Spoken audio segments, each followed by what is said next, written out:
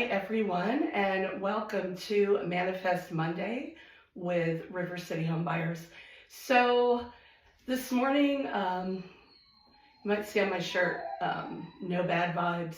So, across the week, and of course before that as well, my attention was drawn to a lot of, we'll call them bad vibes, bad reviews, posts, bad reputations being blasted out on social media, all that kind of stuff. And I did a little bit of introspection and a little bit of thought, not just about myself, my business, or about me, but how could I extend maybe a little service, a little help to somebody else that possibly maybe needed a little assistance in this area. So one thing I want to talk about is that if you own a business that provides any type of product or any type of service to another human being, you're in a service industry business. You might not think of yourself that way. You might think of yourself as a tradesperson, a skilled carpenter, contractor, worker, whatever it may be. But I'm here to tell you, your business, if it's going to succeed, has to be a service-minded business. And what I mean by that is, if you go back about, 20 years or so, customer service was very different than what we see out in society today, okay? I was in the customer service hospitality industry many years ago, and I can tell you that I oversaw a small chain of restaurants and went in, worked with management, worked with staff, did all kinds of stuff, worked with customers. Customers were not always right, but yet they were always right. And I know you know what I'm talking about. So it's kind of like the example of, a server brings a steak dinner to the customer. The steak is actually cooked to perfection by every standard you can imagine. However, the guest says the steak is overcooked. It's unacceptable. The food is terrible. Your job, if you're that server, that manager, you have to fix that. You have to make that right. So the conundrum is, there's actually nothing wrong with that steak and that the chef did his job, did it correctly. But you have two choices. You can be right, or you could keep a customer and potentially make them a repeat customer. Not to mention, if that customer leaves your restaurant angry, they're going to go tell 25 people about their bad experience in your restaurant. If they leave your restaurant happy, if you're lucky, they're going to tell 10 people, and those 10 people might come and try your restaurant, or out of those 10, maybe 5. So how does this apply in the business we're in? So let's turn this around. It's a hard thing to brand yourself as a business, but what's even harder is to rebrand. And I'm not talking about tweaking or fixing or modifying or upping your game or maybe just changing your label, putting a new logo out there, a new design. I'm talking about if you damage your business reputation in your market to the point where your choices are move to another market and start over, give up and just go do something else, or rebrand yourself so that you rebuild the trust of the community that you're living in so that your business can in fact succeed there. You don't want to put yourself in that position, but sometimes circumstances happen and people find themselves in that very position. So that poses its own set of challenges. And I would also venture to say that for the most part, the younger that business owner is, perhaps the harder that challenge maybe even can be. And here's why. So we all have skill sets, and we have honed them, we've developed them. Maybe we've gone to school, put some paper behind our name, had some specialized training, worked in a certain field for a long enough time that we consider ourselves an expert at what we do. And we know that our skill is valuable. We know that our craft is very, very good. And we know that if we put our work up against someone else's, we have that pride that we can do it just as well, if not better, as the next guy, okay? So where this becomes an issue is that there's another side to human nature that's very, very real. And that is, you've probably heard the saying, perception is reality. And that's probably the most real statement that you can ever grasp as a business owner. It doesn't matter how good you are or how good you think you are at what you do.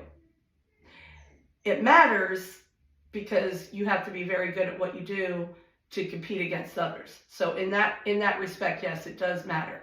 However, when it comes to other certain facets of your business, that's about this important, and here's why. You might have a great skill, a great craft, a great trade, and you might go produce a great product.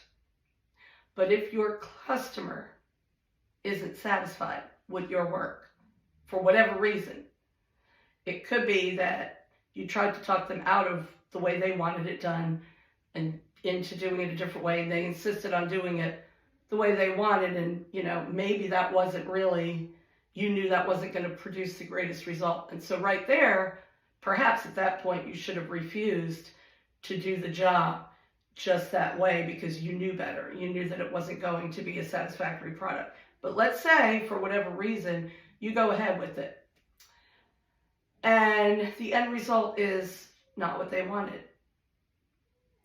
You can be right, or you could stay in business. It's really that simple. Because human nature, especially if you know that you're very good at what you do, your first response, especially if you're young, especially if you're younger to business, and maybe even if you're not, your first response a lot of times is going to be to defend your product, defend your service, defend what you gave them.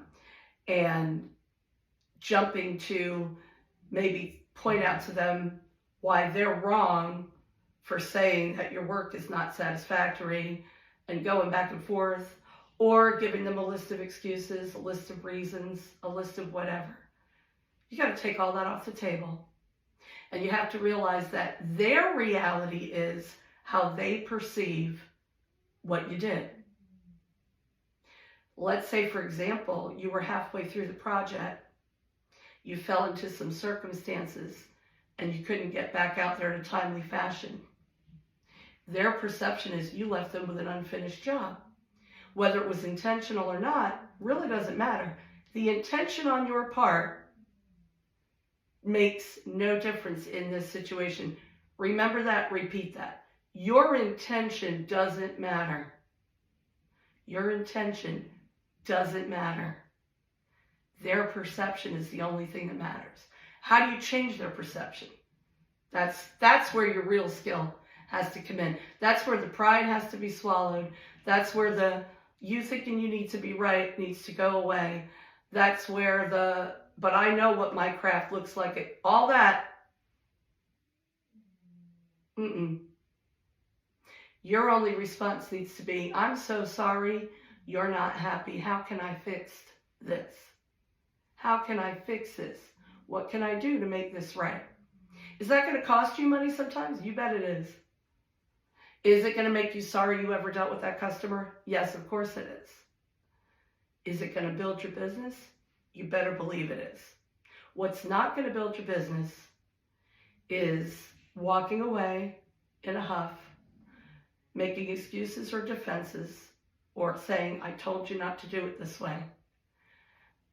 Or any of the other wide range of things that you could say instead of, I'm so sorry, and how can I fix this?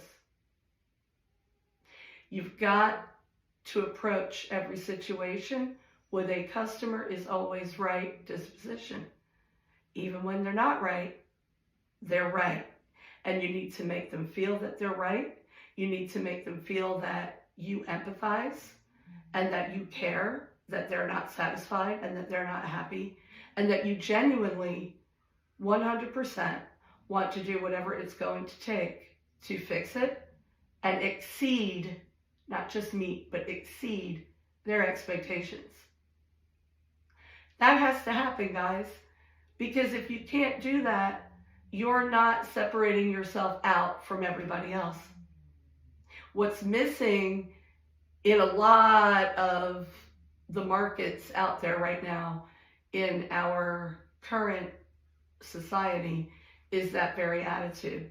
Because I personally, and I'm sure all of you, have been inundated with poor customer service, poor products, inferior products for what I paid for them. And now versus 20 or 30 years ago, there's no apology. There's no trying to fix it. There's no offering a refund. There's just a, here's your tab, and move on. And maybe that's because in some areas there are so many customers with a need that business owners have forgotten to worry about making that one client happy. But in small business, that's really not an option. You can be right or you can succeed. You can be right or you can be successful. You don't want the 25 bad referrals that saved you $400 from not having to go back out and fix something that you started for somebody. No, you would rather eat that $400 and maybe even another $400 on top of that to go back out there, fix whatever needs to be fixed so that those people are very, very satisfied and that they will refer you and your business out to at least 10 of their friends for when they need something done. And when they need something in the future, they're going to come back to you. Why? Maybe not even because you did it so great the first time out, but because you had the character and the concern and the customer service attitude to come back out there and to make something right that in their perception was not right. Your character speaks volumes about you as a person and about your business, because your business is your label. You are your label. And that label can be your enemy or it can be your friend. But ultimately, you create that label. You create that image. You create your brand. Your reputation is your brand, not your logo, not your fancy business cards, not your fancy Facebook landing pages or your funnel ads. Your real brand is your reputation.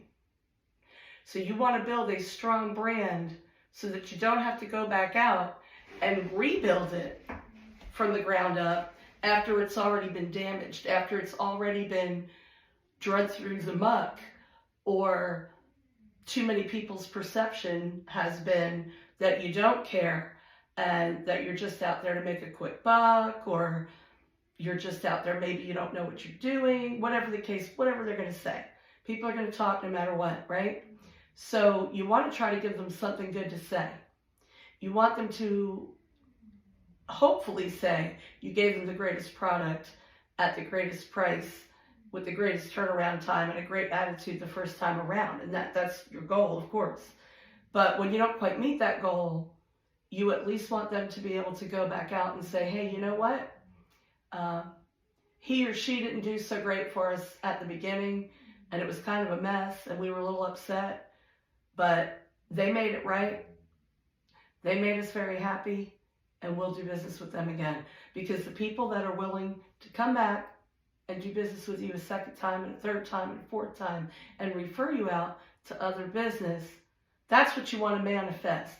That's the brand, that's the name, that's the reputation, that's the value that you want to bring to other people's lives. That's the value you have to bring, that you need to bring, that you are called as a service industry business to bring out to the public, out to your potential clients, your past clients, your future clients. This is what you have to do. This is how you build so that you don't have to rebuild. So think about the brand, the name that you want to manifest for yourself, and what steps are you going to take this week to manifest your true brand and your true name out there. Have a great week.